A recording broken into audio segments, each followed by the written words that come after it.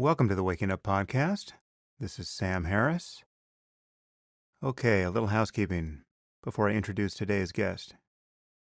In my last podcast, I spoke with the psychologist Jordan Peterson a second time, and many of you detected in my framing of that conversation a certain reluctance to even have it.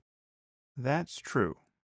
Given how badly the first podcast went, I was worried that we would be wasting everyone's time making a second attempt. But as 81% of you wanted us to give it another shot, that's what I decided to do in the end. Now, opinion about that conversation is all over the map. Many people seem to have found it valuable and are very happy we had it, and had nothing but nice things to say about Jordan and me. But in my social media channels, there are many people, perhaps even a majority, who viewed the conversation as a debate, in which I unmasked him as an intellectual fraud.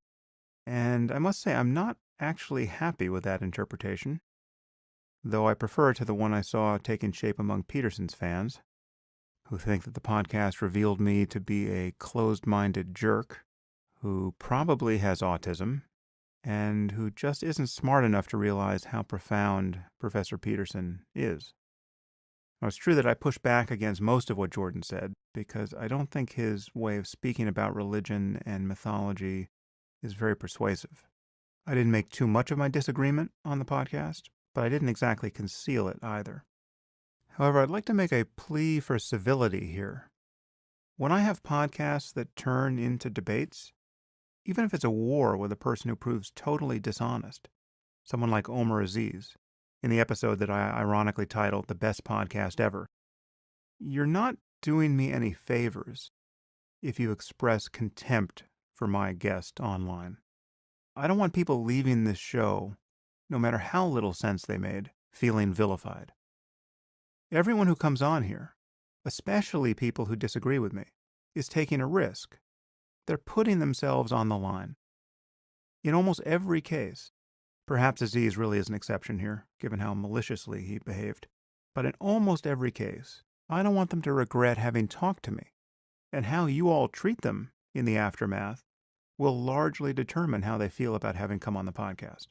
And it will either help open the door to future conversations with interesting people, or help close it. For instance, near the end of my podcast with Jordan, he said he was getting tired and wanted to wrap things up. And some of you interpreted this as him throwing in the towel. I saw someone write, I think on Facebook, that they lost all respect for Peterson at that moment. He had just lost the debate outright. That's insane. The man was tired. I heard the podcast. I was fairly tiresome. You've got to be more charitable than that. This really is about conversation. I don't view these exchanges as debates, even when I'm in total disagreement with the other person and doing my best to show him where he's wrong. It's not about winning. It's about creating a forum in which ideas can collide, and the results of these collisions can be honestly evaluated by everyone. It's great that so many of you comment online, and I've seen some very thoughtful Reddit threads in response to my conversation with Peterson.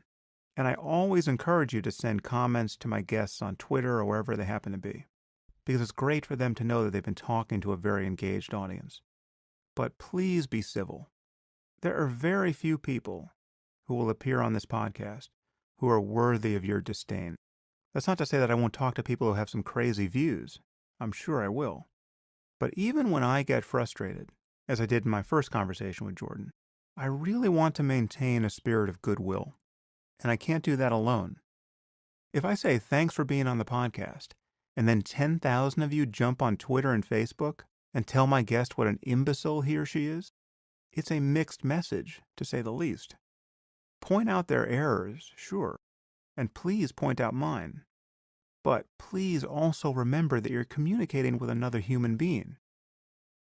Now, before I bring in today's guest, I'd like to say a few things about how I'm able to do these podcasts and how you can support the effort. I've been somewhat sheepish in the past about discussing funding, and no doubt I'll be sheepish again in the future.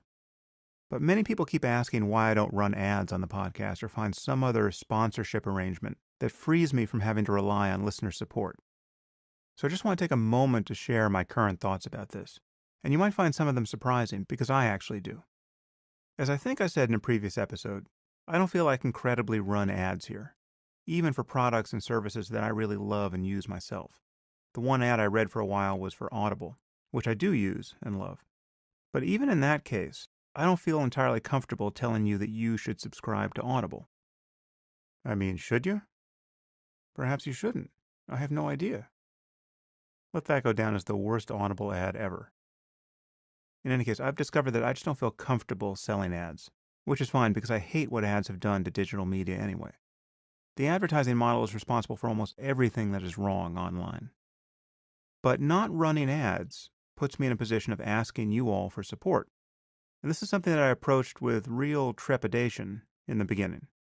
However, having done it, I've discovered that it's actually the most straightforward relationship I can have with an audience. And this really was a surprise to me. I mean, just think about it. If you want to read one of my books, you have to buy that book before you even know whether or not you'll find anything of lasting value in it. And if I want you to read the book, I have to convince you to buy it before you know you'll find value in it. This is a significant barrier to communication, and the transaction doesn't reflect the actual value given or received. Plus, there are publishers and sellers involved between you and me. There's someone trying to get you to buy a book, and there's someone trying to get me to sell it to you. But this podcast is free, so as many people as possible can listen to it, which for the purpose of communicating ideas is the best conceivable situation. And if you find the podcast valuable, then you can support it to the precise degree that you do find it valuable, which is the transaction that most honestly reflects whatever benefit you're getting from my work. And it's born of a direct relationship between you and me. There are no third parties. Now, one problem, however, is that the mechanism of supporting work we value in this way is still fairly clunky. It would be great if there was a universal standard just built directly into our phones and browsers, so we don't have to get our credit cards out ever again. Some people have attempted to build platforms like that, but they just haven't gained any traction. This is actually another consequence of the advertising model. It's trained us all to expect certain media for free, and so we don't want to pay anything in these channels no matter how much we value it. Many of us regularly pay $3 for a cup of coffee at Starbucks, for instance, but it would suddenly seem onerous to pay $3 for something that actually brings us much more value than a single cup of coffee ever could. I'm guilty of this myself, and frankly, it wasn't until I started blogging and podcasting that I saw this situation from the other side. Now, I don't podcast or even write books just to make money. The truth is I've found work that I actually love to do, and which I would do even if I didn't have to make money. This isn't a paradox. I'm just extraordinarily fortunate to have found work that I find meaningful. But it's also true that I have to make rational business decisions about how best to spend my time. And podcasting is where most of you are encouraging me to spend it.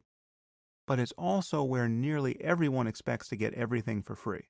And that is a paradox. Of course, this is a much bigger issue than whatever happens to this podcast. We actually need a new ethic and culture of sponsorship, where we support work we value. Otherwise, the work won't get done, or it won't be nearly as good as it could be. And this podcast isn't nearly as good as it could be. For instance, I do almost all of my interviews over Skype, and this leaves a lot to be desired. It limits the quality of the audio, and it sometimes even limits the rapport I can establish with a guest. It's different being face-to-face. And for bandwidth reasons, I use Skype without video. So it's essentially a phone call. And you'll definitely hear the audio limitations in today's podcast. I usually send guests a good USB microphone, but we're always still at the mercy of Skype. With a bigger budget, I could rent a local recording studio and hire an engineer to capture the guest side of the conversation. Better still, I could fly guests out and put them up in a hotel, and we could do these interviews in person. This is what talk shows with significant budgets actually do. There's no question that having these conversations face-to-face would be a huge improvement, and it would also create further opportunities. For instance, it would make having a video component to the podcast fairly tempting. But video or not, it would also require that I rent a dedicated studio. So there are many ways this podcast could grow, but they would all require a stable base of support. And for the moment, it seems that only the guiltiest and most conscientious among you donate to the podcast. I've said in the past that about 2% of you do this. It turns out I was wrong about that. This is a good news, bad news story. I just moved the podcast to a new streaming platform that gives better stats on how many people are listening. We actually reach more than twice as many people as I thought. It seems that each episode now gets more than 1 million downloads in the first few days, which is amazing. But it also means that less than 1% of listeners are actually supporting the podcast. So we have the classic diffusion of responsibility problem. Everyone assumes that other people are doing the work. But for the most part, they're not. And the crazy thing is that if everyone listening to this podcast gave just 25 cents per episode, a significant media company would be born. So there really is no level of regular support that is insignificant, given how many people are listening. Again, I totally understand the reluctance to pay for media online, and I feel it myself whenever I hit a paywall. For instance, I already subscribe to the New York Times and the Washington Post, and then today someone sends me a Wall Street Journal article, and I hit their paywall, and I say, to hell with it, right? I just can't get my credit card out again. But nowadays, when I decide that there's something I want to support regularly, I just automate it. And this is what I'm doing with other podcasts and blogs that I follow that rely on audience support. It's what I'm doing with the Against Malaria Foundation. I don't want to have to keep rediscovering my enthusiasm for saving kids from malaria. I just want to decide once, and then know that I'm supporting this work at a level that I'm comfortable with. And that's what a small percentage of you have done with this podcast. You're now funding it in a recurring way, whether monthly through my website or on a per-episode basis through Patreon. Some of you have also taken the time to bookmark my Amazon affiliates link so that a small percentage of your Amazon spending goes to the podcast at no additional cost to you. This is actually how I just started supporting the Jocko podcast, which is fantastic. So please understand that you are making it possible for me to do this work. And if this podcast grows in interesting ways in the future, it will be because of regular contributions, even in tiny amounts, from listeners like you. So thank you. Of course, all the information you need to support the podcast is on my website at samharris.org, and I hope I've made it easy enough to do. And now for today's guest. Today I'm speaking with Yuval Noah Harari. Yuval has a PhD in history from Oxford University, and he's a tenured professor in the Department of History at Hebrew University in Jerusalem.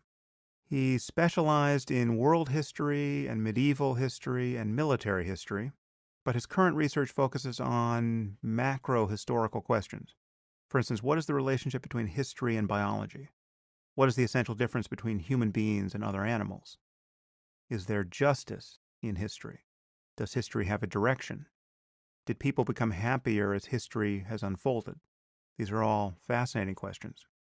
Yuval is the author of 2 blockbuster books, Sapiens, A Brief History of Humankind, and his newest book, Homo Deus, A Brief History of Tomorrow. Our time was somewhat limited by Yuval's schedule. Our love for Skype was somewhat unrequited. He was back in Israel at the time of this interview, but I think you'll find our conversation very interesting. And now I bring you Yuval Harari. I am here with Yuval Noah Harari. Yuval, thanks for coming on the podcast. Oh, it's my pleasure to be here. You have really just exploded onto the scene here with 2 wonderful books, Sapiens being the first, and Homo Deus, which just came out in the U.S. about a month ago or so. Congratulations. These are really fantastic, beautiful, exciting books. Thank you. Your background's in history, however. You're a historian technically, but you've written 2 very interdisciplinary books. You get into anthropology and biology and technology to an unusual degree, and I'm very fond of this kind of crossing of boundaries intellectually, being a fan of the concept of the unity of knowledge. Did you always know you wanted to work this way when you went into history? Was that your intention, or is this just something that has happened kind of late in the game for you? I always wanted to do it, but for many years it seemed impossible. It's really only after I got my tenure at the Hebrew University in Jerusalem that I also got the courage or the opportunity to let go of the publish or perish regime Hmm. and do what I really wanted to do, which was to pursue the big questions of history, the big questions of life. And as you said, I mean, reality is one. If you want to get answers to the really big questions, you cannot remain confined within a single discipline because reality isn't confined to a single discipline. Yeah, I often say that the single disciplines are now defined more by university architecture and budgets than anything else, and to remain siloed in one way of thinking about reality. In part, it's an understandable outcome based on everyone's limitations on time and bandwidth and the impossibility of knowing everything about everything. So people do specialize, but really the boundaries between philosophy and science and specific disciplines within science and anthropology and sociology and psychology and history. I mean, it's just the facts of the cosmos don't obey these boundaries. So it's great to just see someone run directly over them. I mean, if you start like with a question that for me is one of the most central questions of history, whether humans today are happier than in the Stone Age, and whether we know how to translate power into happiness, then I mean, what discipline does this question belong to? It's history, it's philosophy, it's biology, it's everything. Yeah. Yeah. So I want to jump into the books, in particular, your latest. But before I do, it's very rare that I get someone on the podcast who is also seriously committed to the practice of meditation and has a lot of experience there. So I just want to, this is a very novel thing. Okay. You came off of I believe, a 60-day silent retreat recently. And if I'm not mistaken, that's something you do every year. How did you get into meditation and what does your background look like there? Well, I when I did my PhD in Oxford 17 years ago, I went to a Vipassana retreat and I learned Vipassana meditation from a teacher called S.N. Goenka. And it completely blew my mind and changed my life. And ever since that first course, I do 2 hours of Vipassana meditation every day. I usually Mm, start my workday with 1 hour of meditation and I finish it with another hour of meditation. And every year, like my yearly vacation, is to go for a long retreat of between 30 and 60 days of just meditation in complete silence, no emails, no computers, no books, no reading, writing, nothing, just meditating. oh, that's wonderful. I am envious. Do you have kids? No, just dogs. Ah, Explains a lot. that explains your freedom. Yeah, that's really wonderful. So, just to give people a clearer picture of what you're up to there. So, Goenka is a very famous Vipassana teacher. There are two strands of Vipassana that have been very influential, particularly in the West, among all the Westerners who in the 60s discovered this practice. And they both come out of Burma. And Goenka's is one line coming from a teacher named U Ba Khin, and there was another line that came from a teacher named Mahasi Sayadaw. And so all of the Vipassana practice I've done on retreat has come from the Mahasi Sayadaw line, which teaches the same kind of mindfulness, but it's a different sort of practice. I mean, I think the technical details are less important. The key is just to observe reality as it is every moment, just to stay focused what is really happening right now, as against all the stories and explanations that our mind constantly generate. And this is extremely difficult.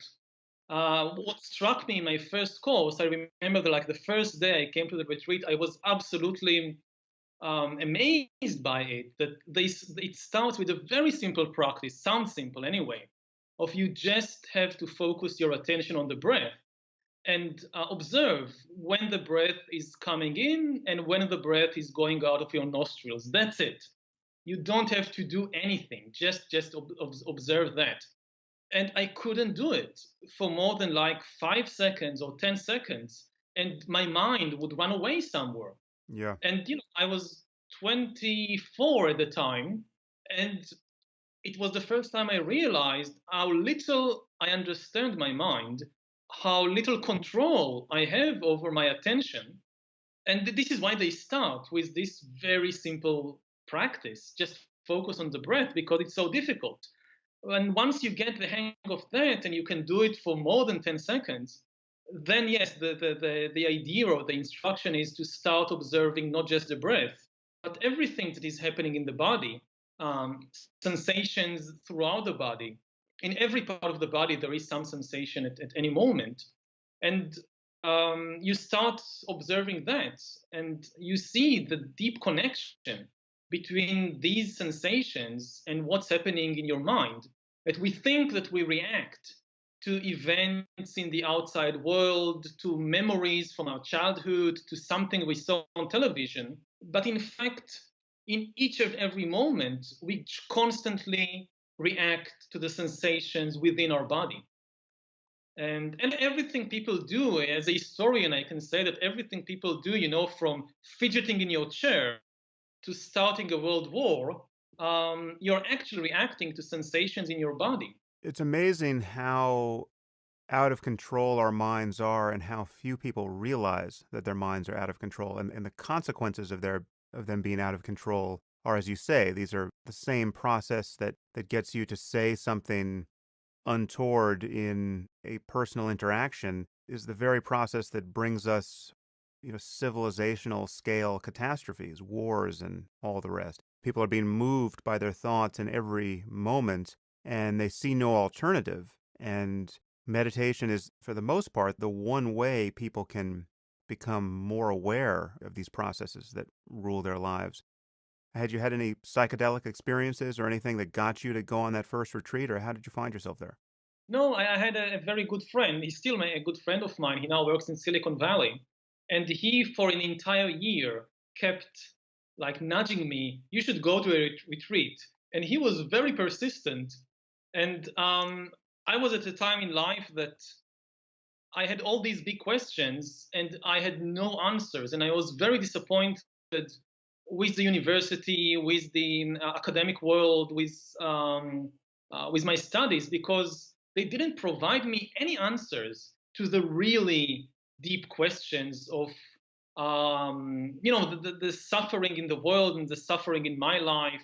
Where is it coming from, and what can we do about it? And he kept telling me, you should go to a meditation retreat. Maybe it will show you something. And I just kept reading books and reading articles, and I was convinced that the answer will come from there until I reached a certain degree of desperation. And I said, okay, what can I lose from going to this 10 days meditation retreat? And I never looked back since. Hmm. And have you done any psychedelics since, or is that something that you haven't experienced? As a student, I did what was it, ecstasy, but it was an interesting experience, but it didn't teach me anything really valuable. And later on, I realized, the really, I think the dangerous potential of all the psychedelic drugs is that people get hooked on the excitement and that they want special experiences. Yeah. And this is also dangerous sometimes in meditation, that people come to a meditation retreat and they want something special. They want to experience, I don't know, bliss and to fly in the air and to see stars and whatever. And then you come to the retreat, at least in Vipassana, and they tell you, okay, observe your breath. And then you have a pain in your back, and they say, oh, good, you have pain, observe the pain. Look, just for once in your life, instead of reacting to the pain, just see, how does pain feel? Or maybe it's very hot, and they tell you, okay, observe the heat. How does it feel? How does the heat feel? Or how does boredom feel? And people say, I don't want to observe boredom or pain. I want these special, wonderful experiences. And it's the same with psychedelic drugs. I think that they can open your mind to some levels of reality which are usually hidden from us. But the danger is that people just want the next trip and the next special experience. And in the end, I think the real key is to understand the normal everyday experiences and not the unique once in a lifetime special experience. Because if you want to deal with your anger or boredom or irritation or anything, then you need to observe your anger. And it's very difficult if you're just pursuing special experiences. Yeah, that's a very important point, and I fully agree with it. The illusion that gets introduced when you're using psychedelics in that way to have more peak experiences. As you say, you can use meditation that way, where the moment you feel a little bliss or rapture or some very positive, unusual mental state, you can take that to be the signature of a successful meditation. And the illusion that creeps in there, which is of a piece with everyone's efforts to seek happiness throughout their lives, is that experience has to change in order for the most profound things about the human mind or human consciousness can be discovered. Profundity is elsewhere, which is in fact not the case. I mean, if the ego is an illusion, as it turns out it is, you can discover that coincident with the most ordinary moments of consciousness. You don't need the full fireworks show of a.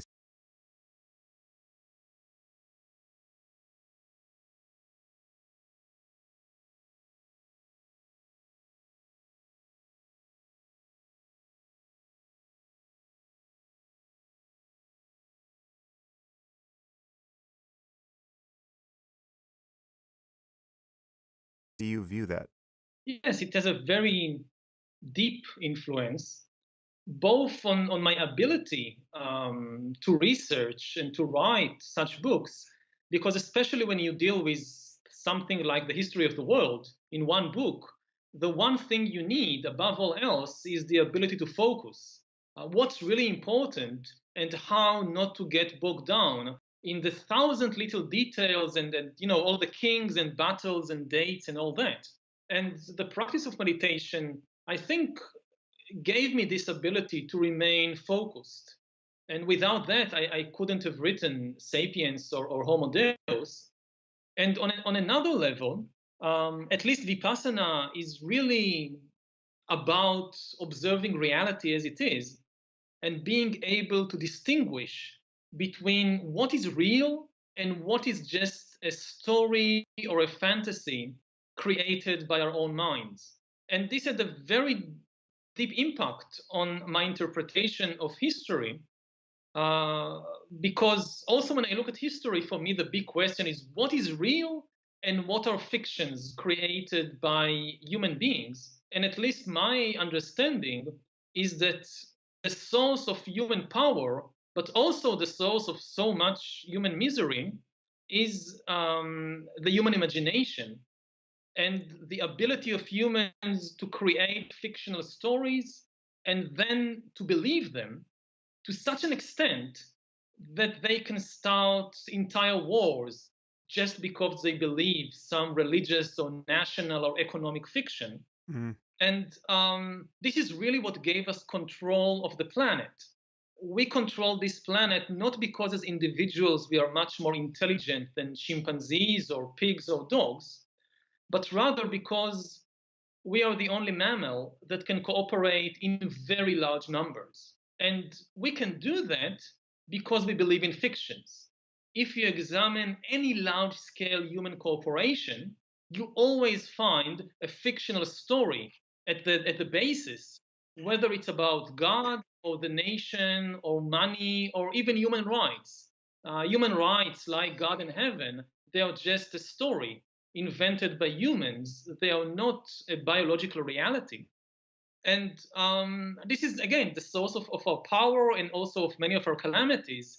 You can never convince a group of chimpanzees to attack the neighboring group by promising them that after they die, if they die for the great chimpanzee god or the great chimpanzee nation, then after they die, they will go to chimpanzee heaven and there receive lots of bananas and virgin chimpanzees and things like that. No chimpanzee will ever believe such a story. And this is why we control the world and not the chimpanzees. I love this basic picture, but I must admit I've had a few problems with some of your terminology here because you use words like religion and fiction and stories fairly loosely. So you say things like, Yeah, science depends on religion and humanism is a religion and, all, as you just said, all large-scale human cooperation is based on fiction. But it seems to me that there are fictions and then there are fictions. And I think we still want to differentiate between stories and concepts that are obviously false, right, and therefore spread confusion by definition, and those that one need not be confused to adopt. So, the U.S. Constitution or the concept of human rights or the convention of money, these are not fictions in the same way that the concept of paradise or martyrdom or the Holy Spirit are fictions. And I mean, I don't have to be confused about the nature of reality to see the benefit of thinking in terms of human rights or to use money. Do you disagree with that, or are we on the same No, page there? I would definitely agree that not all stories are the same, and some stories are much more beneficial than other stories. And also, they demand a kind of different kind, maybe, of belief. But what happens is, even if you start by a convention like money, that yes, everybody knows that these pieces of paper have no value, and it's just an agreement between people that invest them with a certain value. Very soon, what happens is that people forget that or ignore that. And if you open a suitcase full of $100 bills, and you look at the brain of the person who Hmm. is looking at that pile of money, you see like all the neurons going crazy, and the person sees the money as something really valuable. Now, if you start talking with him and you have a long philosophical discussion, then yes, in the end, maybe he will agree that actually, it's just a convention. But the immediate experience of the person looking at the pile of money is immense greed and even a willingness to kill for it. And it's the same with corporations.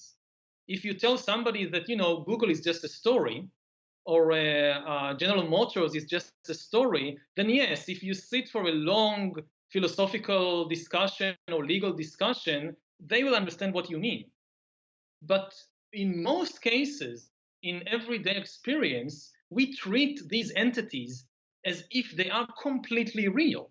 Yeah. It's also worth pointing out that we can get locked in to these conventions in ways that create an immense amount of needless suffering. And you must know Alan Watts, the great popularizer of Eastern philosophy from the 60s and Yeah, 70s. He told an amusing story. I'm sure he told this 100 times, but when he's talking about the Great Depression in this vein and talking about the concept of money, he pointed out that money is an abstraction, kind of like an inch, right, or any unit of measurement. And so the way our economy fell into the abyss after the Great Depression was to some degree a matter of our not being able to free ourselves from this convention. And so he talked about, what happened in the Great Depression was like a construction worker showing up on the job and the foreman says, sorry, no more work today. We've run out of inches, right? I mean, the idea of running out of money when there's still houses to be built and still people who want them, and there was no less work to be done, but we couldn't coordinate our work given what had happened to the economy. These abstractions obviously have enormous power. yeah, and also I would say that if you would talk with, like a theologian, then he will tell you, well, we also know that God is not this old man, old angry man in the sky that gets upset if I don't know, if you don't follow his orders. God is love. God is whatever, and he will come up with some very abstract and maybe convincing story about what God is. And when you hear this story of the theologian, you will say, well, actually, maybe I was too fast to condemn religion. But as a historian, I would tell you, yes, the theologian's God, this is maybe kind of a nice, not nice, but this idea has some sense in it. But this is not the God of history. This is not the Hmm. God that launched the crusades and the jihads and all the religious wars and persecutions and so forth. There is a huge gap between the God of the theologians and the God of the masses. And from historical perspective, it's the God of the masses that really counts. It's the angry man in the sky. And it's the same with money. Yes, if we have this deep conversation, then we all agree that money is just an abstraction created by humans and so forth. But I don't know if you're in the middle of a warfare between two gangs or between two corporations, then everybody's dead serious that these pieces of paper or these electronic data on the computer, this is the most important thing in the world. Hmm.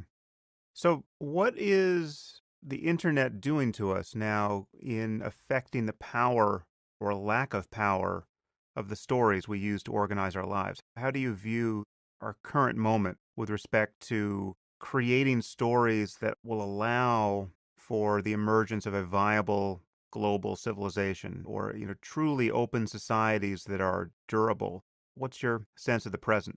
Well, there are two questions there, one about the internet and the other about a global society. And I think they're very, very different questions. Let's hold globalism. I want to talk about globalism and its precarious birth later on. So let's just talk about technology and its implications at the moment. Well, technology makes our stories and fantasies more important than ever before because it makes them more powerful than ever before. If people in ancient Egypt wanted to live forever, they just couldn't. They didn't have the technology, so they fantasized.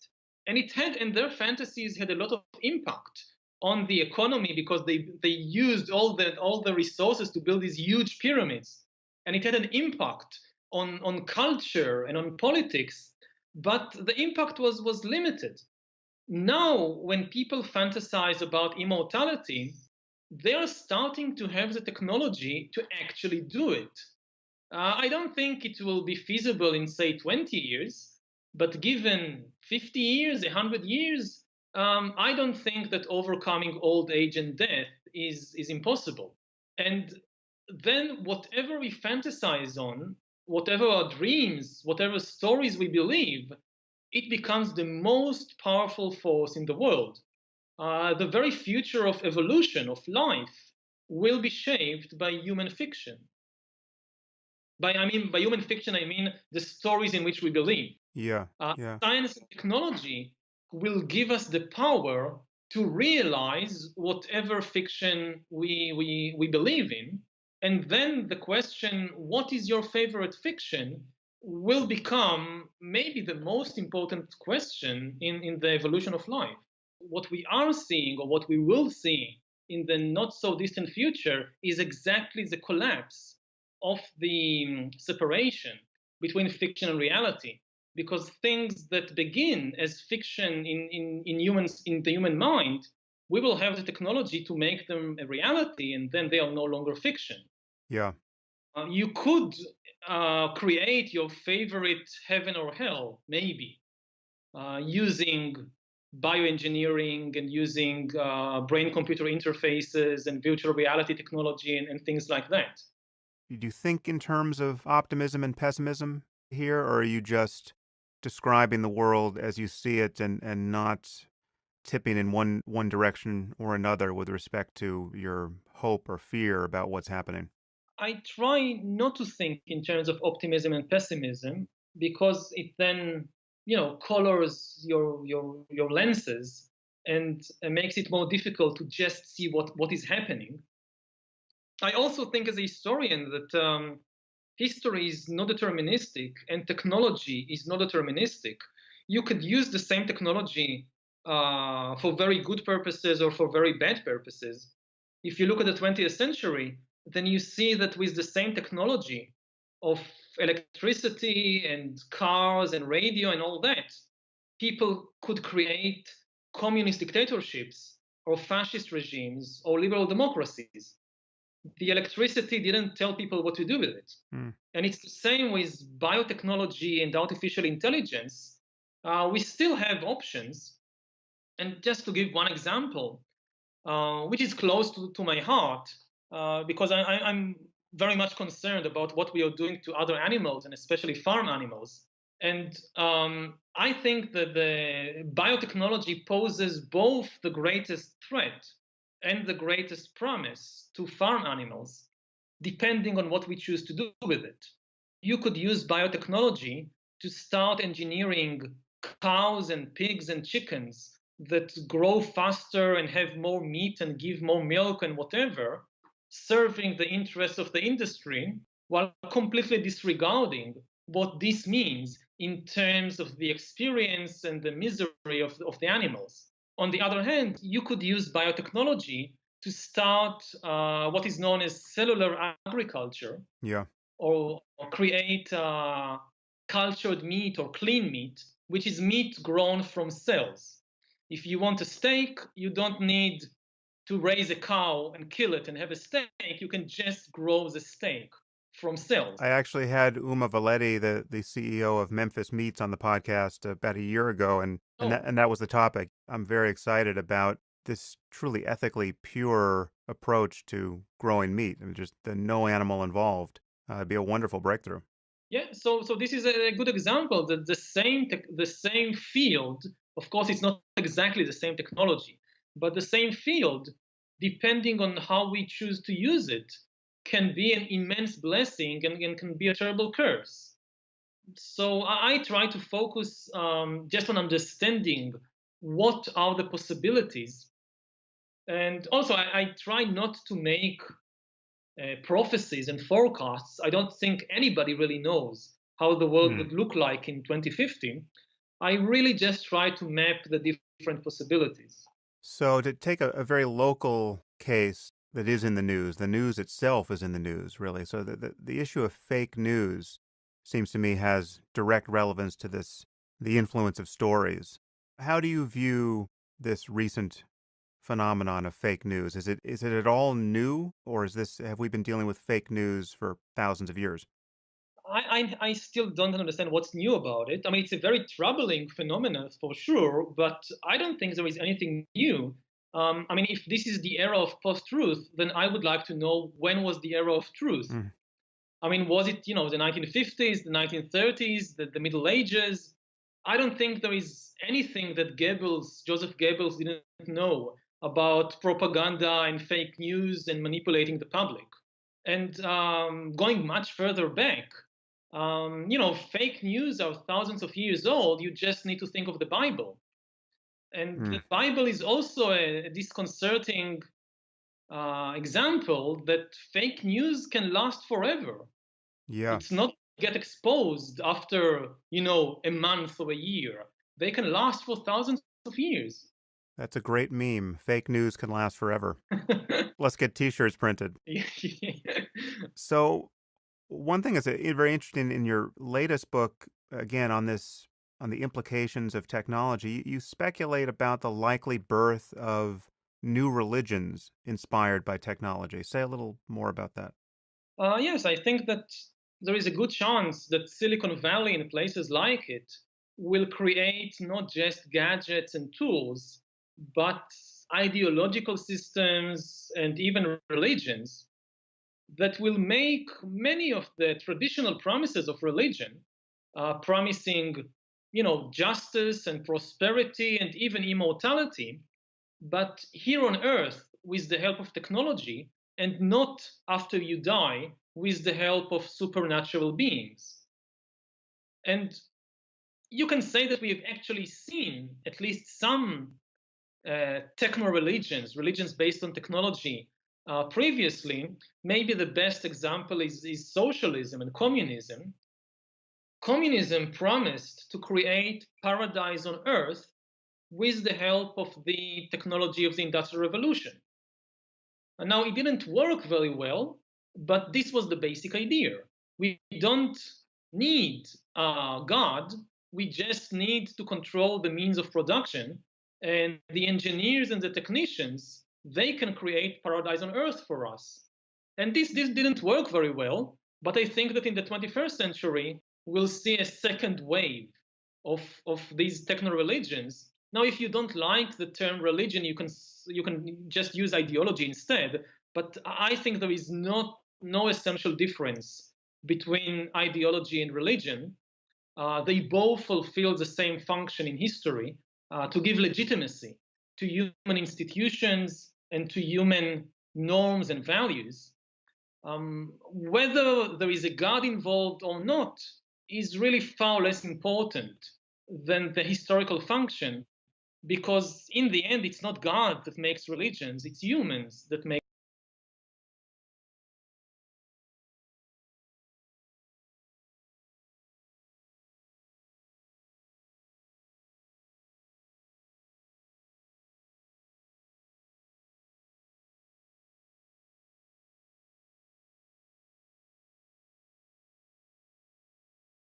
Of prophecy, the Messiah is going to return, Mhm. or you're making claims about the survival of consciousness after death based on precious little evidence.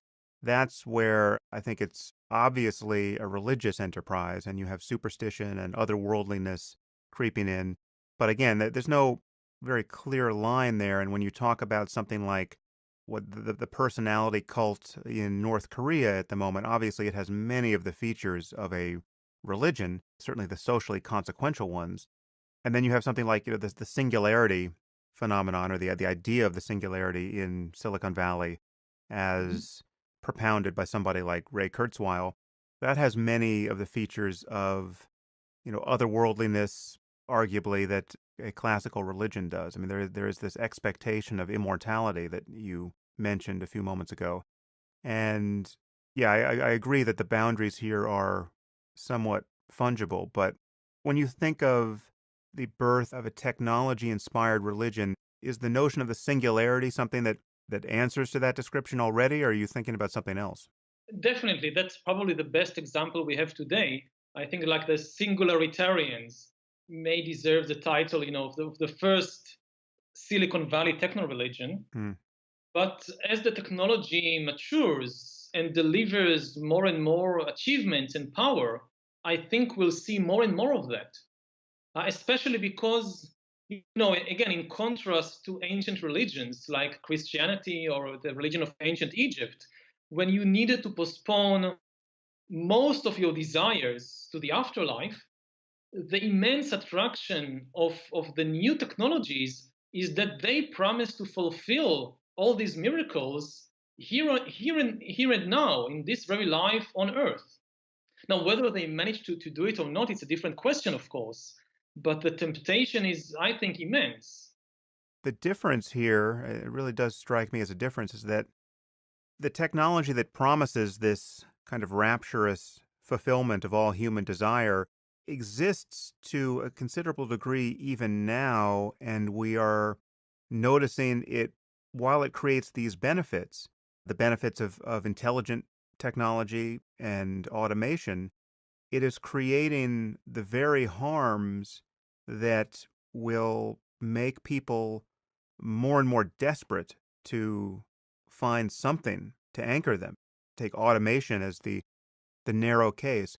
The consequences of automation, I think, unarguably at this point, will be a kind of relentless loss of the need for human labor, right? There are jobs that will go away that will never be replaced. And in the limit, when you get perfect automation and perfect AI, we have a total change of just the purpose of human life. I mean, people will not be able to find their meaning anymore in work because there is no need for human work. In the same way that there's virtually no need for horses to work now.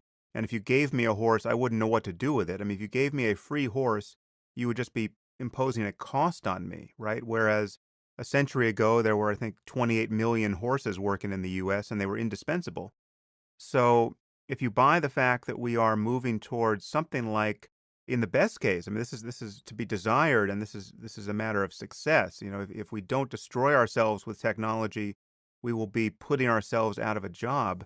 Then the challenges of wealth inequality and how to spread this wealth around, and developing the political and ethical norms that will get people to want to do that, that's a huge challenge. And you'll have vast numbers of people who are looking for meaning in their lives. And obviously that's a problem now. It's been a problem for thousands of years, but it's a problem that most people haven't had to confront very directly because the burden has been on them to spend most of their lives working. And that's something that seems to be going away. Again, if we succeed, if it doesn't go away, it means we have created some chaos for ourselves that will be intolerable for other reasons. So tell me about your views on wealth inequality here and the implications of automation and artificial intelligence for the future. I'll speak first about inequality and then about the problem of meaning, which I think is the deepest problem. With inequality, the danger, as you say, is that automation and the rise of AI will create the most unequal society that ever existed because more and more people will be pushed out of the job market to join a new class, the useless class, people who are not just unemployed, but unemployable. There is nothing to do with them. And we already see it in the military that already in the 20th century, the best armies recruited millions of everybody basically they could get. Today, most humans are militarily useless. There is nothing to do with them in the army. The army rely on small numbers of highly professional soldiers, these super warriors like the special elite, special forces, and increasingly on sophisticated technology like drones and cyber warfare and things like that. And if the same thing happens in the economy, then we will have a massive new useless class. Now, people often say that new jobs will emerge to replace the old jobs, just as happened in previous waves of automation. But I think we cannot be so sure that the same thing will happen again for several reasons. First of all, humans have basically two kind of abilities we know about, physical and cognitive. And traditionally or previously in the 20th century, machines competed with us in physical abilities. So humans moved to working more and more in jobs that require cognitive abilities. But once machines compete with us also in cognitive abilities, we don't know of a third field that everybody can move to working in that. The other problem is that previously, when you had automation, so people moved from working in low skilled jobs to working in new low skilled jobs. Like if you lost your job as a farm worker in 1900, then you moved to Detroit and start working as a factory hand producing tractors or automobiles. Mm. And this was relatively easy because the new jobs was low skill. Then when you lost your job in the factory because of automation or because production moved to China or whatever, then you find a new job working as a cashier at Walmart, which is again a low skilled job. So it was relatively easy. But if you look to the future, what we see is that low skilled jobs, say at Walmart, will disappear. And people say, yes, but we'll have new jobs because we'll need a lot of software engineers to create virtual realities or AI or whatever. But I don't see any way in which an unemployed cashier from Walmart is suddenly becoming a software engineer in Silicon Valley. Yeah. It demands a shift from low skill to high skill, and this is just not feasible in most cases. So the potential is really for creating immense gaps between a tiny elite, which will benefit from the automation, and most people who might lose their economic and also their political power. And there are all kinds of ideas what to do about it, like universal basic income. But I Mm. don't think that any of the models so far created really provide an answer. I think that universal basic income is maybe a step in the right direction, but it's a half-baked idea because it doesn't really explain what universal is and what basic is. And it opens us directly to the problem that was bundled in that question of meaning. So you have most people deriving whatever meaning they get in life, at least in significant part, from doing work they sort of enjoy. Yeah, So you have to, I mean, apart from the incentive problems, I mean, we want to incentivize people insofar as incentives still matter appropriately. But in the most utopian case, if we develop the perfect labor-saving technology and just cancel any need for human drudgery going forward, and then we develop the ethical and political and economic wherewithal to share the wealth to the perfect degree, whatever that is, answering your questions about what is universal and what is basic, and then people are free to live as creatively and beautifully and organize themselves in any way that they want, you're then left with the problem of what does the average Homo sapien mind do with so much leisure?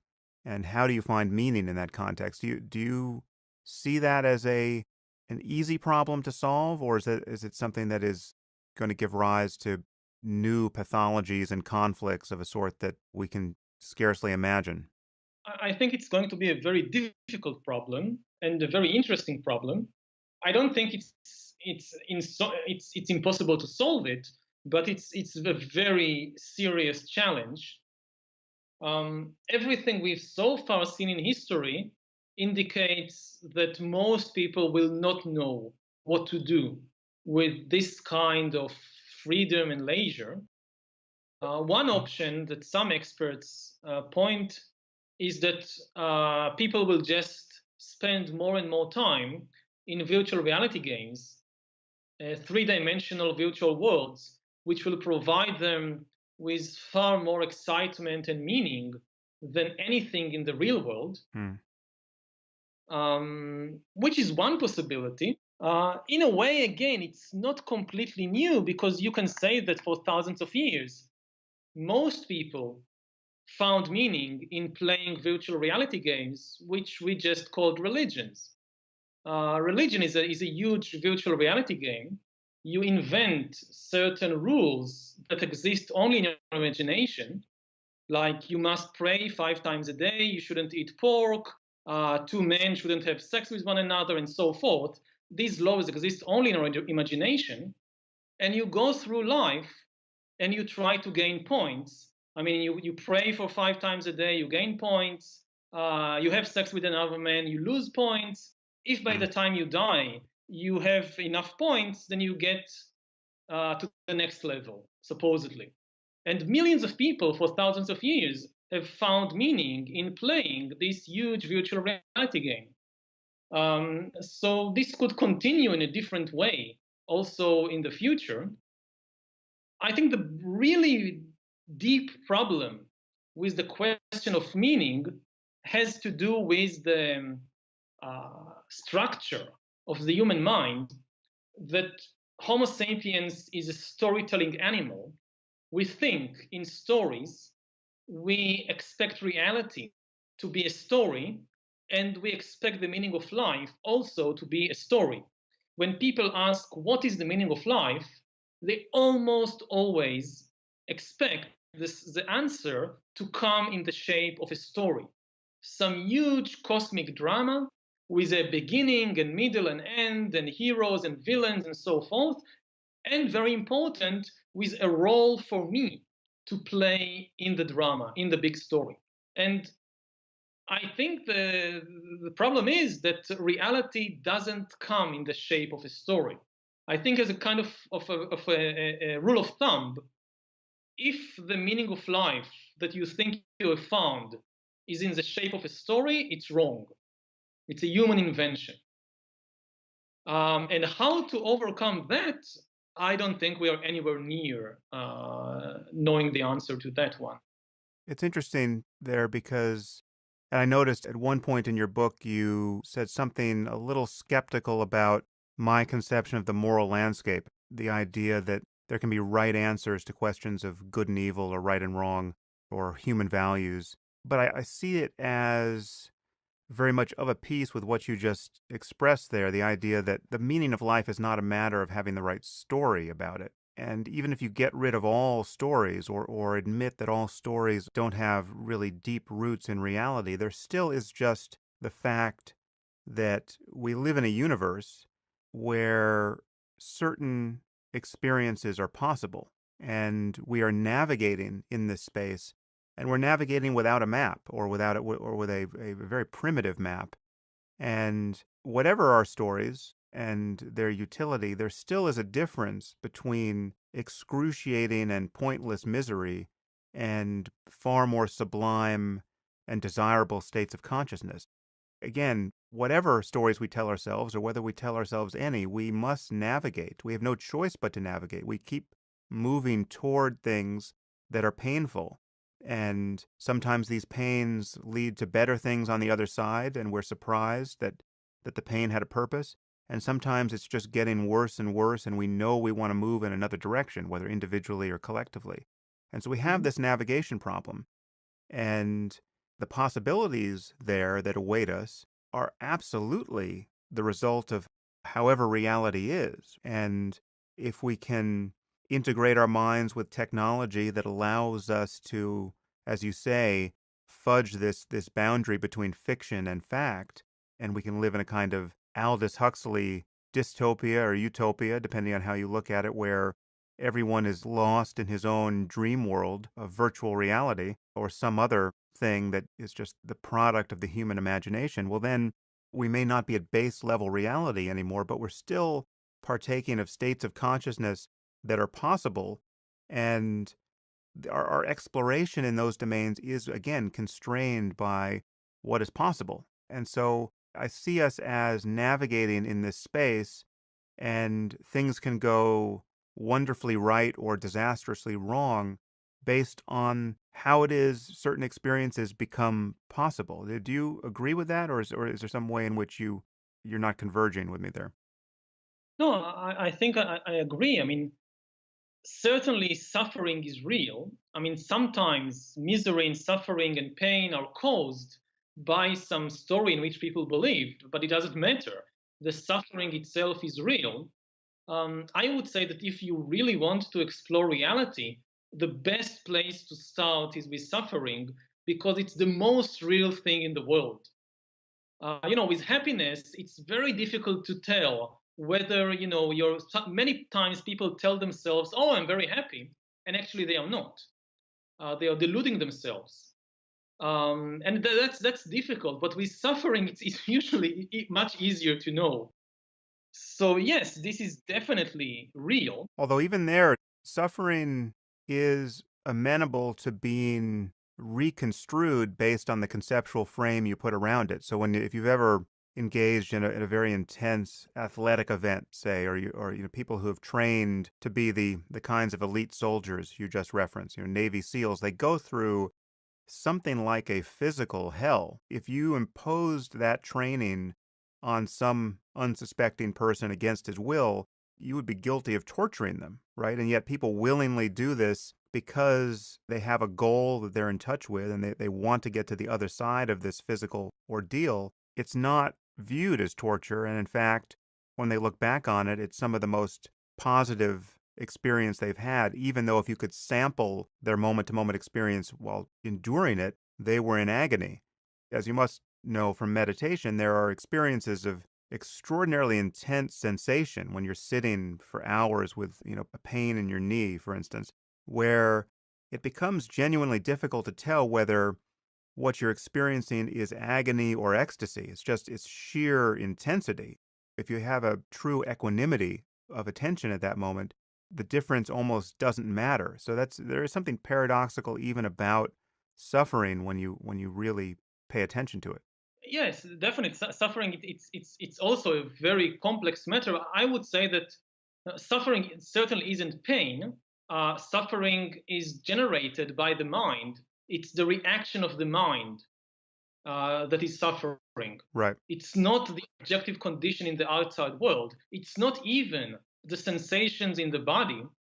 In the body, you can have pain, you can have pressure, you can have heat. This is not suffering. The suffering is the reaction of the mind. The mind, for some reason, it doesn't matter what the reason is, for some reason, the mind doesn't like something and reacts by generating suffering, by trying to push it away, by hating this thing. Yeah. And this is the suffering, the reaction of the mind. It's not easy to see it, of course, but and therefore also just as happiness is not obvious what it is, so also is suffering. It's not obvious what it is, but in the end, this is the most real thing in the world.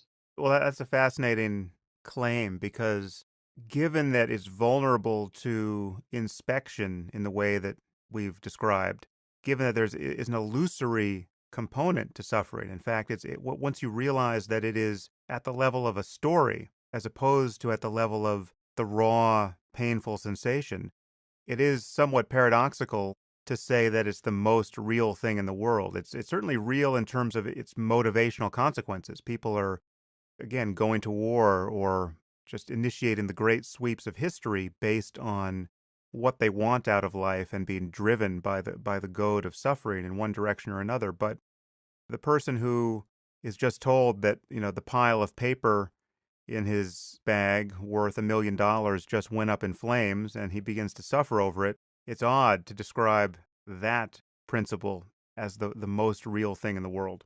For that person, at that moment, the intense misery he experiences, this is the most real thing in the world. Now, the cause of the misery may be an illusion or several illusions stuck one on top of the other.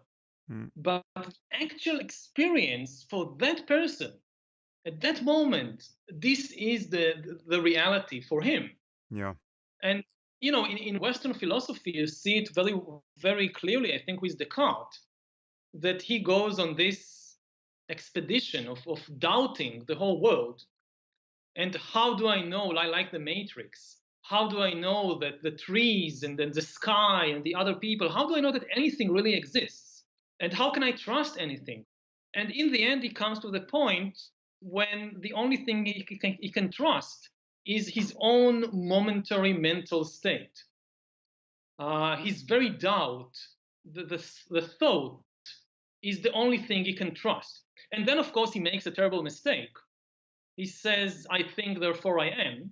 Mm, And he invents the I out of nowhere. He should have said, there is thought, therefore there is thought. But no, because I think of the Christian tradition, he couldn't get rid of it. And he invented a self, an I, that thinks the thought. And once he began inventing, very quickly, he also somehow managed to invent God and bring him into the picture and so forth and so on. yeah. But if you go with the radical doubt of Descartes, then you see that the only thing you cannot doubt is your own momentary mental state right now. In this sense, this is the most real thing in the world. The phrase I've used on this podcast and elsewhere is that consciousness is the one thing in this universe that cannot be an illusion. Because Exactly. even if you're radically confused about everything, even if you're not at the base layer of reality and you're in the hard drive of some alien supercomputer and confused about everything, this is the modern equivalent of being a brain in a vat, you still can't deny that something seems to be happening. And that seeming is as much a demonstration of consciousness as anything else. Yeah, exactly. So let's say a little more about the implications of our being able to engineer new conscious experiences, exploring experiences that no human being has ever had before.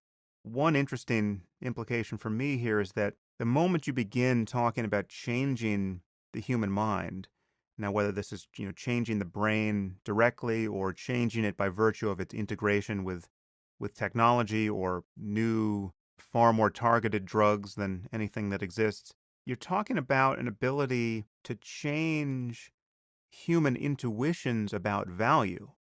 You could change our sense of good and evil. You could change our desire for certain experiences. If you don't like escargot, I could give you the right neural implant that would cause you to like it. And then you have to ask yourself, do you want to be the kind of person who likes escargot, right?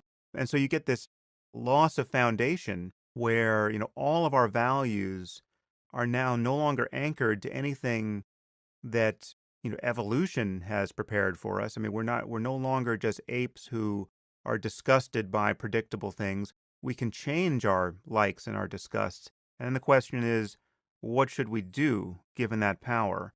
Many people worry that this would mean that therefore all truth and all value would be purely relative there. But from my point of view, that's not the case. You can still ask the further question whether changing our sense of right and wrong or good and evil on a certain point is itself good, which is to say, is it moving toward better, more sublime, more durable, more creative, more beautiful conscious states, or is it moving elsewhere? I think that the first and basic realization that is part of what you're saying is that there is an entire ocean of consciousness, of potential conscious mental states out there that we know nothing about, Hmm. which was a very common understanding in many, if not most, cultures in history, but which disappeared from modern Western culture. In modern Western culture, the assumption is that the mental experiences of the average person is basically all there is and all there ever will be, or it's the apex of reality, of the potential. And to the degree that even the most obvious extensions, animal consciousness has been denied. No, animals don't have consciousness, they don't have minds. You only have basically one tiny island of consciousness, which is the mental states of modern people. And this is probably nonsense. I mean, the universe, just as it would be ridiculous to say that the only possible configuration of matter is the human body, it is ridiculous to say that the only possible configuration of mind is the mind of middle class Americans in the early 21st century. But this is basically what we have been saying for quite a long time. And there is an entire ocean of consciousness, of mental states out there that we know nothing about. Some of them have existed before in other animals, but many of them never existing in any animal, but they are still part of the possible spectrum of mental states. Right. And it is likely that in the coming decades or centuries, we will start exploring this ocean of consciousness like the European discoverers in the 14th and 15th centuries that are starting to explore the oceans of planet Earth. Just to clarify there, you're not claiming that these conscious states or that this mind exists already and that we will somehow unite with it. You're claiming that there is a larger set of possible conscious experience that Yes, we can if you think navigate in, given the requisite changes to our minds. exactly, if you think about, I don't know, the evolution from Homo erectus to Homo sapiens, Yeah. then we assume Homo sapiens has all kinds of mental experiences which no Homo erectus ever had.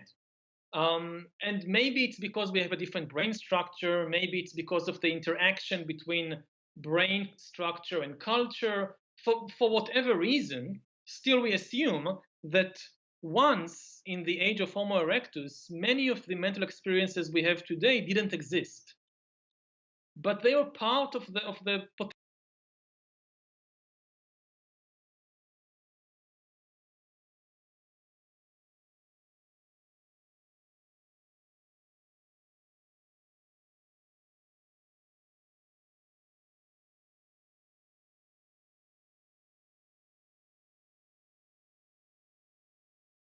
some other kind of organism like a superhuman or whatever, or maybe by a cyborg or by a non-organic being. This is also a possibility. Now, of course, you have the question of value, whether one mental state is better than another mental state. And I think that the obvious answer is yes. We all the time make evaluations of comparing different mental states. I mean, what we do throughout our lives is to pursue some mental states and run away from others. Again, we think we are pursuing objectives in the outside world, like we want a lot of money, we want a good job, we want to find love. But all these things at bottom, they are particular mental states that we prefer to other mental states. Yeah. How much do you think we should value reality over fiction? Again, realizing that this boundary is porous, but its porousness is going to force this issue upon us in ways that you've intimated. So, for instance, if we can spend more and more time in virtual worlds, which become less and less distinguishable from the real world, our video games get so good that even someone now who's not even tempted to play video games will one day find them to be the most enthralling and ultimately only art form worth paying Mhm. attention to. And let's say you begin to feel in relationship to these products of human imagination. But of course, you're not really in relationship unless the characters in the games become conscious themselves. it seems to me that there's two very different possibilities here. You can be, and one of them is very reminiscent of something like an Aldous Huxley dystopia. The world becomes shattered by people's uses of attention in these private spheres of creative imagination. So all of us spend hours a day lost in these dream worlds, essentially video games.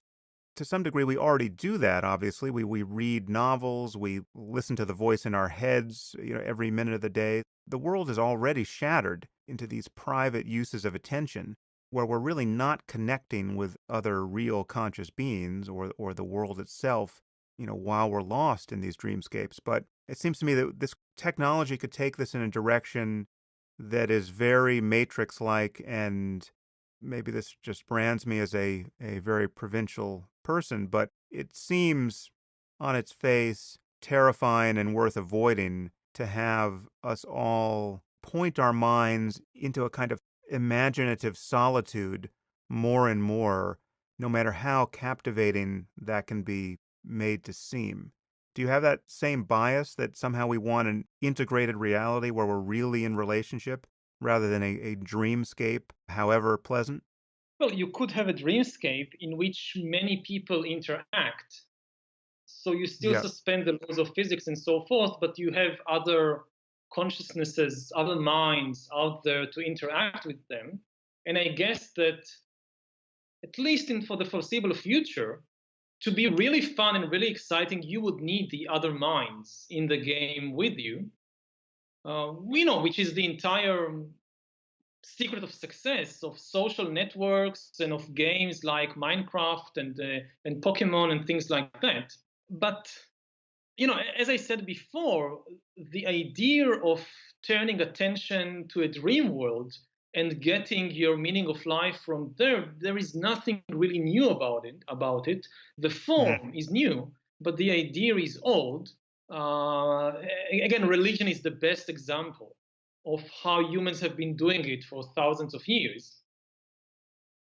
I would say that for me, the really big danger in enclosing yourself within this kind of virtual realities that makes your dreams come true. The problem is that at the very deep level, the reaction of the human mind to pleasure isn't satisfaction, it's craving for more. Mm.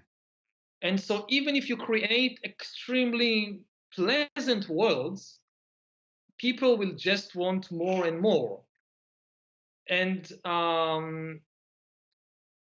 I don't think they will be satisfied, and it will become, it's like addiction. Yeah. Was a problem is, addiction to drugs. So at present, the state doesn't like addiction to drugs because it harms your productivity and your ability to perform as a good citizen. But if the state doesn't need you and you can be all day in some trip, then that objection is pushed to the side.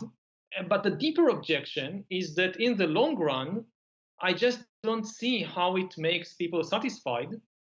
It just makes them more and more addicted with time because you need, larger and larger doses of this pleasant mental experience. And for me, the real key to happiness is to know the truth about yourself and about the world. I think if you really know the truth, not as a story and not as a theory, but through direct realization, you've realized what is the truth of existence, then that's really the firm basis for happiness. And you are unlikely to get that by pursuing ever more pleasant experiences in some dream world. Yeah. Or a real one for that matter. Or a real one. Yeah, I mean, it's worse with the dream world because theoretically they could, or you could, increase the dosage all the time. In the real Yeah. world, you eventually bump against some obstacle which stops this mad pursuit and gives you the opportunity to change direction. But in a dream world, you're in danger of being completely imprisoned by this constant pursuit of pleasure and excitement without having any opportunity to really explore reality. When you say that you can be lost in a dream world and because of the endless opportunity to increase the dosage essentially of creativity or beauty or desire fulfillment, you may never be able to discover what is really true about the mind, which is the key to ending your search for satisfaction. How would you describe that truth? What is the truth that people would be in danger of never discovering in those conditions? It's the truth of the nature of the mind itself, and especially the truth that all these experiences and feelings and sensations, they are really just ephemeral vibrations. They have no deep meaning, and this is why they can't give you any lasting satisfaction. If you get for a moment some pleasant feeling, it immediately disappears, and you need to grasp the next. It never lasts. And this is the essential nature of all these experiences and feelings and sensations. And I think only once you begin to realize that, you have a real chance of understanding yourself and of being really satisfied. Because otherwise, you just think that, oh, I'm missing this particular feeling, I'm missing this particular experience. This is why I'm Mm. not satisfied. If I only had it, then finally I'll be satisfied. And there is no such thing. Yeah, that's a hard lesson to learn, isn't it? It's a very hard lesson to learn. It's very hard in the outside real world, and it will be even harder in a dream world. And also, part of the issue is if you really want to explore reality and you try to explore only the pleasant aspects, you're not really exploring reality. You're just running away from something. I know your time is short, Yuval. I just want to bring it back down to earth with a final question of increasing political and social import. Mhm. Comes back to the issue of globalism, and that's really the political moment, the way we are beginning to see globalism become, at least in America, I guess America and in Western Europe now, it's a derogatory term, and we're witnessing a kind of collapse into nationalism and a populist attitude that claims or pretends to want nothing to do with globalism. I know you're someone who thinks that the end game for civilization is to get towards something like a world government. I'm wondering how you view the possibility of progress in that direction given recent events in the last 12 months or so, and how you view the most likely utopian or dystopian outcomes for us in the 21st century in light of all that. Well, there is first the question of need, and then there is the question of possibility of a global community or global identity. In terms of need, I think it's really essential because all the major problems humankind will face in the 21st century will be global problems that simply cannot be solved on a national basis. The traditional criticism of nationalism was that nationalism leads to conflict and war and so forth. And this is still true. But I think the real objection to nationalist worldview today is that nationalism prevents us from solving the major problems, which are climate change, global inequality, the threat of nuclear war, and the threat of disruptive technologies like artificial intelligence and bioengineering. It's obvious that with climate change, no single nation can solve the problem by itself, which is why nationalists tend to just deny the problem. At first sight, it seems strange that almost all the people who deny climate change are also from the nationalist right. I mean, what's the connection? Why don't you have left wing socialists denying climate change? But the answer, I think, it's obvious that there is no nationalist answer to climate change So as an extreme nationalist, you just have to deny the problem.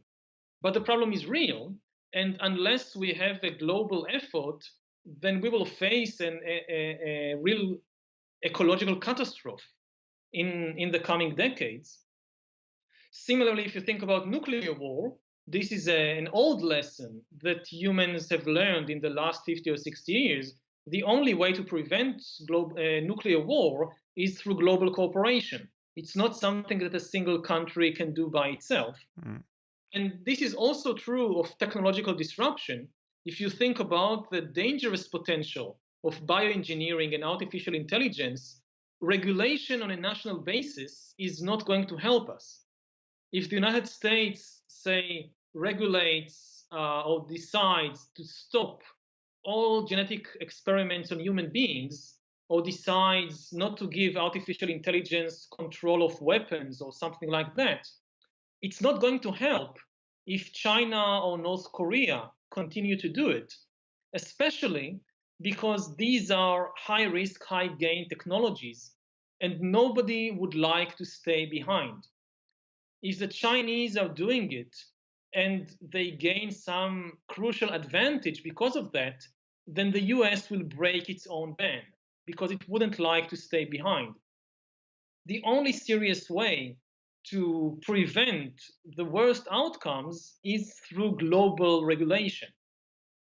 So this is why I think we now need maybe not a global government, but global governance, a global Mm. cooperation. I just don't see what could be the nationalist answer to climate change or nuclear war or disruptive technology. Now, this is about the need. About the possibility, it's a different question because humans don't always make the best decisions. Human stupidity has been one of the most powerful forces in history. It's not the only force, there is also human wisdom. I mean, sometimes humans do the right thing. If you look at, again, at nuclear weapons, so in the 1950s, many people were convinced that sooner or later, the Cold War will end in a nuclear war, which will destroy human civilization. And it didn't happen because the Americans and Soviets and Chinese and Europeans, they managed to cooperate enough to prevent this catastrophe. So there is hope. I'm not saying it's hopeless, but as I said, you should never underestimate human stupidity. At present, I think things are not so bad. I mean, they are going in a negative direction, but we are still in a far better position than, let's say, a century ago. If you remember where humankind was in 1917, then we're still in a relatively good place Mm-hmm. in terms of global cooperation. But we are on the edge of a very, very deep chasm. And the way down can be maybe very long, but you can cover it very, very fast. So I hope that humans will cooperate in their best interests. I mean, if it's every country to itself, I don't think we can solve these existential problems. Do you think we need a story above and beyond the story you just told in your answer to this question about the necessity of global cooperation to facilitate that cooperation? Is it enough to articulate the global nature of all these problems and their imminence widely enough and credibly enough again and again, or do we need some other kind of story to motivate people to cooperate? I would tend to say that we need also a good story, a better story. Part of the problem with this explanation, it's too abstract and it's very difficult to get people together unless you have an emotional enemy. Hmm. You could say that climate change is an enemy and disruptive technology is an enemy, but these are very abstract enemies. Most people, you cannot motivate them, you cannot harness their emotions unless you have a more human like enemy. This is why, in Hollywood movies, even if you make a movie about climate change, you have to have some evil person to serve as the bad guy, without which there is no movie. I don't have a story to offer, but my guess is that we will need a powerful story to get people together.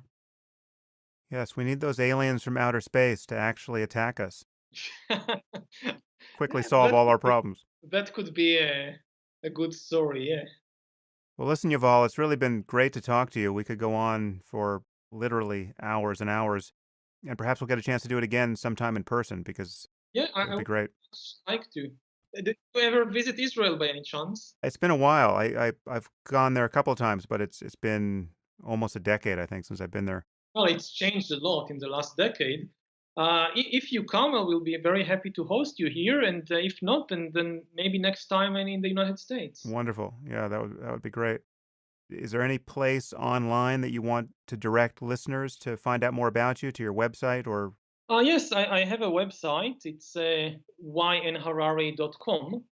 And if you just search my name in Google, I think it's the first thing that comes up is my website. That's as it should be. Yeah, They got that part right. probably. No, I don't have Twitter, and I don't have a smartphone even, so I can't tweet. So Oh, hence your sanity. That's amazing. probably. There's a lot to envy in your particular life stream at the moment. Okay, well, listen, until we next cross paths, get to work on that story that's going to save humanity from itself. I'll do my best. It's been wonderful, and I wish you the best of luck with everything you're doing. To you too. Take care, Yuval. You too. Bye bye. If you enjoyed this podcast, there are several ways you can support it. You can leave reviews on iTunes or Stitcher or wherever you happen to listen to it. You can share it on social media with your friends. You can discuss it on your own blog or podcast, or you can support it directly at samharris.org/.